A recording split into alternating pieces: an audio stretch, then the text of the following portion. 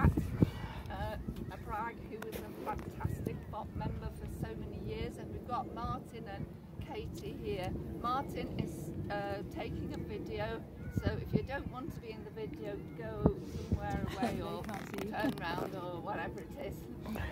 Yeah, and it's really lovely that you're able to come to the park today.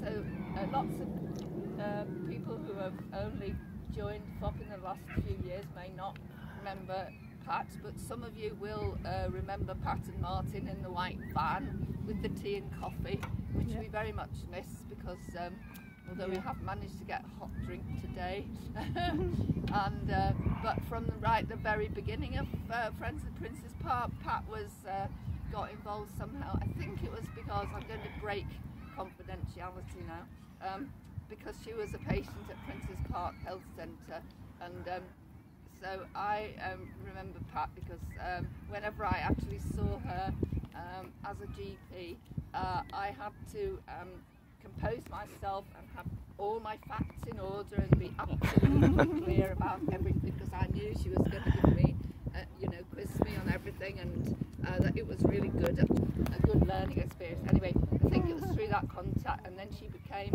a member of Friends of Prince's Park, and she was on the executive committee for absolutely years.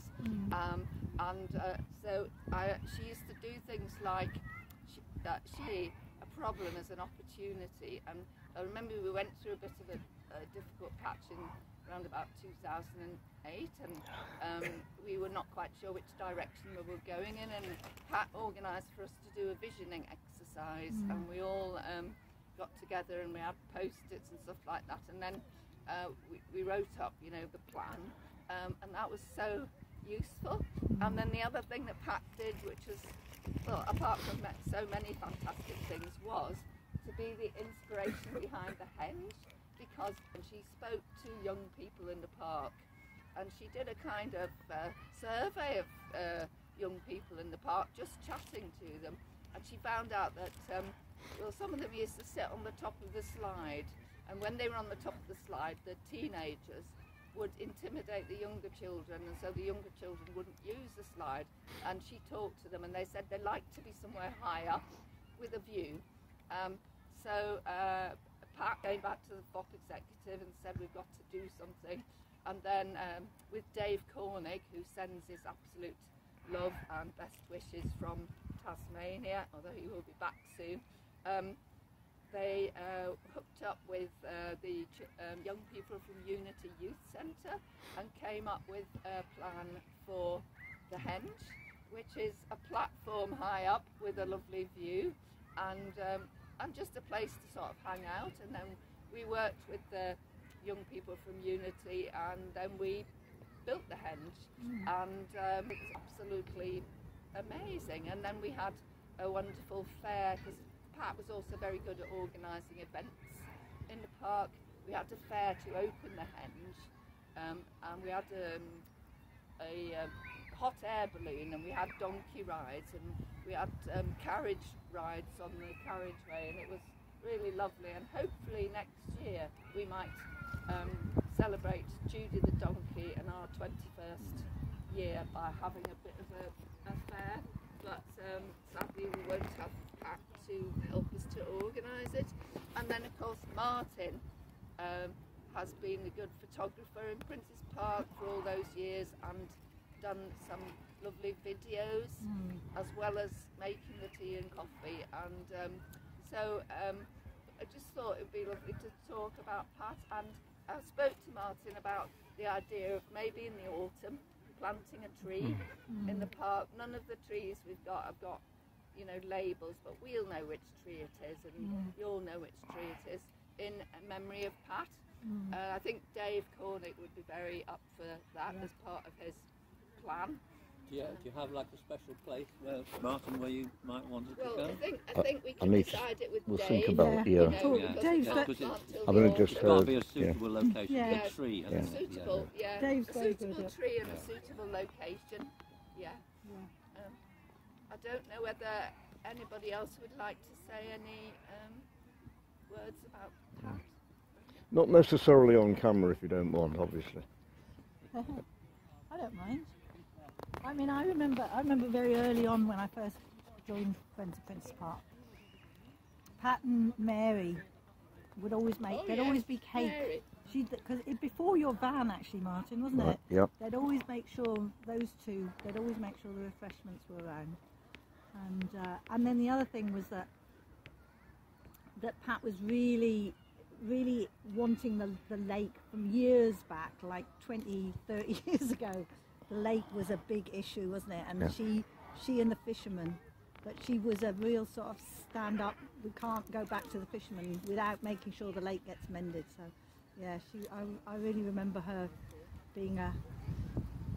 Yes, and that kept the pressure on the lake going for all those years, because we had all those years with nothing happening basically. But because we were always mentioning it and always making a noise about it, in the end something did happen. So that was good. I've always called myself a friend of Princess Park. Because Ingrid, my wife, she unfortunately can't make it today, so she sends her apologies and sends her love. She's the real friend of Princess Park, and I'm just a friend of a friend. I get told what to do by Ingrid. But I think I might well get myself more involved. So I've known both Pat and Martin through really just sometimes seeing them in the crashing along in their wagon, because we live very near to them, and just some fond memories of all coming to various events in the park and getting this fantastic teas and coffees and great sort of what's the word, like, kind of pretty strident but very informed views from Yeah. Pat. Pat always knew what she thought, didn't she? Yeah. Okay. Thank you. And we've actually got a card which we haven't signed, so I'll pass it round and then I can give it to you. I just want to also say that Ingrid sadly has had a fall, so she's not well, so we've got a card for Ingrid as well. Oh, right, I'll get that. Yeah. Get it to you. Right, thank you, Colin.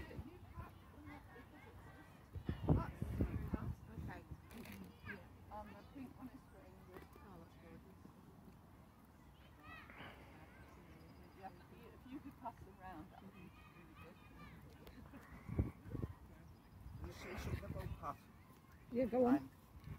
Dave. Martin. Martin. I remember your van parked Right. on top of the hill, Right. walking through the park. Yeah, Felt like a cup of tea. yeah. Uh-huh. So we thought you were selling. I know you were around. I remember going up, Right. you know, blah blah, can I get a cup of, yeah, free, yeah, go on, yeah, take one. And you told me about what you've done. Right. So we think Pat and Martin started me off doing this, and that little white van on the top. Yeah. Thank you. Yeah, Thank you. Not that little. Yeah, true enough. It could have been bigger, we could have had a little cafe inside it, but True. it was Right. good enough.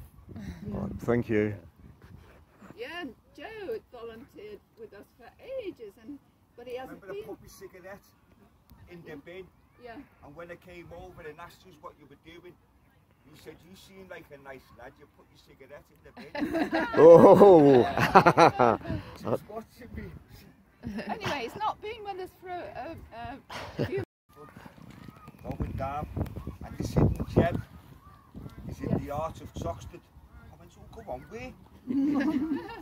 Princess Park. Yeah. And it's improved immensely with your help. Yeah. Immensely. I remember being a kid, we used to walk through to go to Sefton. I didn't look. Yeah. Just walk through, go to Sefton better. But I've talked to loads of people when I've been in the park 10 years ago maybe. We didn't dare come in the park Yeah. because Oh, yeah. there was, all Yeah. sorts of horrible things going on. So I know you haven't directly challenged any of that theory, but by those improvements to the park, I think that affects the way people behave. Absolutely. Well, I think the more people come, and the more people that seem to be doing litter picking and all the rest of it, and the less litter, then that it has a knock-on effect, Yeah. really. It's like the broken windows thing in New York, isn't it? Yeah. Where Yeah. Oh, all yeah, those yeah. there Yeah. were lots more antisocial behaviour Yeah. than in the areas where they were well looked after. Not because there were worse people living Yeah. there, but Yeah. that it was just the Yeah. environment itself. Yeah.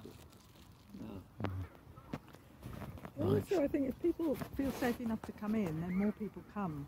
And the more people who come, the less people are likely to feel they can do Absolutely. antisocial Behave things. You know, badly. Yeah. it's like it. Yeah.